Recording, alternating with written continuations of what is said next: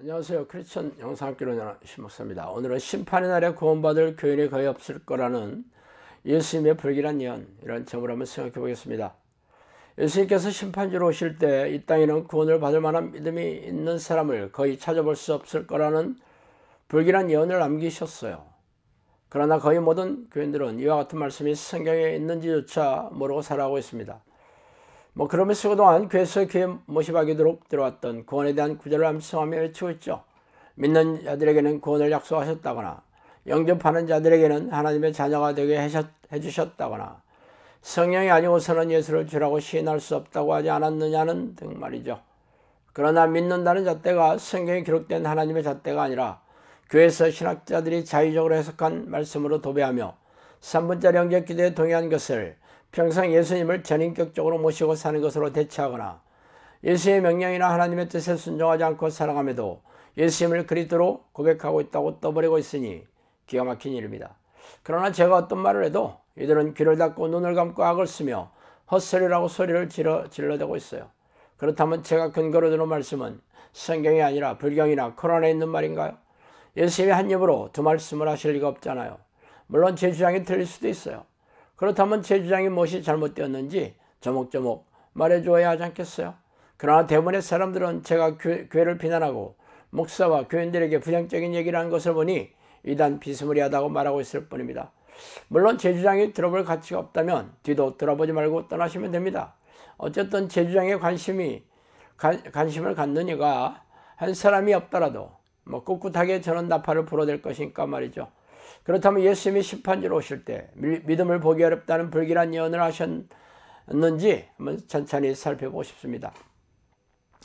예수께서 그들에게 항상 기도하고 낙심하지 말아야 할 것을 비유로 말씀하시며 이르시되, 어떤 도시에 하나님을 두려워하지 않고 사람을 무시하는 한 재판장이 있는데, 그 도시에 한 과부가 있어 자주 그에게 가서 내 원수에 대한 나의 원한을 풀어주소서 하되, 그가 얼마 동안 듣지 아니하다가 후에 속으로 생각하되, 내가 하나님을 두려워하지 않고 사람을 무시하나 이 과부가 나를 번거롭게 하니 내가 그 원한을 풀어주리라. 그렇지 않으면 늘 와서 나를 괴롭게 하리라 하였으니 썼으니라. 주께서 또 이르시되, 불의한 재판장이 말한 것을 들으라.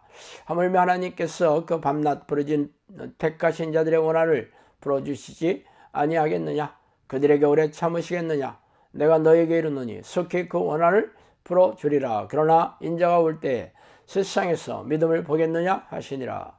누가복음 18장 1절에서 8절이죠. 이 대목에 예수께서 심판주로 오실 때 이 땅에서 믿음이 있는 사람이 거의 없을 거라고 말씀하신 내용입니다. 불의한 재판장과 가난한 과부의 비유는 여러분도 잘 아시는 내용이에요.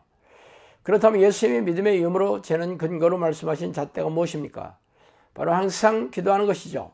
구체적으로 응답이 신속하게 오지 않더라도 낙심하거나 실망하지 않고 굳센 마음으로 기도하는 것입니다. 그러나 이유가 무엇이든지 간에 중대의 기도를 포기하는 것은 믿음이 없는 사람이 되겠죠. 그래서 당신은 이렇게 불굴의 태도로 하나님께 기도하는 삶을 살고 계세요? 아쉽게도 대부분의 교인들은 하루에 10분도 기도하지 않으며 대부분의 목사들도 하루에 30분도 기도하지 않는 게 우리가 마주한 차가운 현실입니다. 그렇다면 당연히 심판의 날에 구원받지 못하는 것이 당연하지 않겠어요?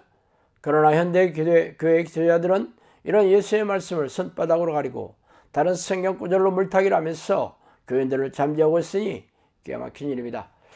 그렇다면 당신이 근거 없게 여기고 있는 믿음의 잣대는 무엇입니까? 자신의 생각에서 추론한 자기 확신일 것이며 그 근거로 교회 예배식에 참석하고 헌금을 드리며 각종 교회 봉사를 하며 그동안 해온 희생적인 신앙행위를 말하고 싶을 것입니다. 그러나 이 같은 믿음의 잣대는 성경에 없어요. 이성적이고 합리적인 인본적인 잣대일지 모르겠지만 중요한 것은 교회에서 관행적으로 말하는 잣대가 성경에 없다는 것이죠. 성경에서 말하는 예배는 성령과 동행하면서 하나님을 기쁘시게 하는 사람들이 행하는 것이지 평일에 하나님을 잊고 살다가 일요일에 1시간짜리 예배식에 참석한다고 예배자가 되는 것은 아닙니다. 또한 그동안 해온 희생적인 교회 봉사를 하나님이 명령하셨다고 성경 어디에 있어요? 물론 제가 그런 종교 행사에 참석하고 신앙행위를 하는 게 비성경적이라고 말하는 게 아닙니다. 저는 성경에서 명령받은 것을 먼저 행한 후에 성경에는 없지만 교회에서 관행적으로 해오는 그런 신앙행위들을 취사 선택해서 하면 된다는 뜻으로 말씀드리고 있습니다. 그러나 성경에서 명령한 것은 할 생각이 없이 교회에서 관행적으로 행하는 종교 행사를 하면서 믿음이 있다고 여긴다면 지나가던 개가 배꼽을 잡고 웃을 일이 아니겠어요? 믿음이 없이는 하나님을 기쁘시게 하지 못하나니 하나님께 나아가는 자는 반드시 그가 계신 것과 또한 그가 자기를 찾는 자들에게 상 주신 이심을 믿어야 할지니라. 히브리서 11장 6절이죠. 성경에서 말한 믿음은 하나님이 살아계신 것을 굳게 믿는 증거로서 하나님을 간절히 찾고 쉬지 않고 그의 이름을 부르며 자신에게 와주시기를 간구하는 사람이라고 콕 집어서 말씀하고 있습니다. 그런 사람이 하나님이 살아계시다는 것을 믿는 백성의 모습이에요. 그러나 하나님을 만날 생각도 없고 찾을 생각도 없이 종교적인 행사를 찾아다니며 신앙행위를 반복하고 있다는 게 현대교회의 민낯입니다. 예수님은 집도 없이 광야에서 노숙을 하시면서도 기도의 습관을 들여 항상 하나님과 깊고 친밀한 기도의 삶을 사셨으며 베드로와 바울을 비롯한 사도들도 항상 기도하고 쉬지 않고 기도하는 모범을 보이며 하나님의 백성이 되고 싶다면 자신들처럼 기도하라고 권면하고 있지 않습니까? 그러나 안타깝게도 우리네 교회에서 기도 소리가 점점 사라진 지 오래되었어요. 심판의 날이 가까울수록 기도하는 사람들이 점점 줄어들 것이며 심판의 날이 되면 기도하는 사람들을 눈 씻고 찾기 어려울 것입니다. 그러므로 당신이라도 살아남아 천국에 들어가려면 골방에 들어가 이를 악물고 하나님의 이름을 부르며 성령의 내주를 간구하세요. 그 길만이 당신과 가족들의 영원히 사는 유일한 길이기 때문입니다.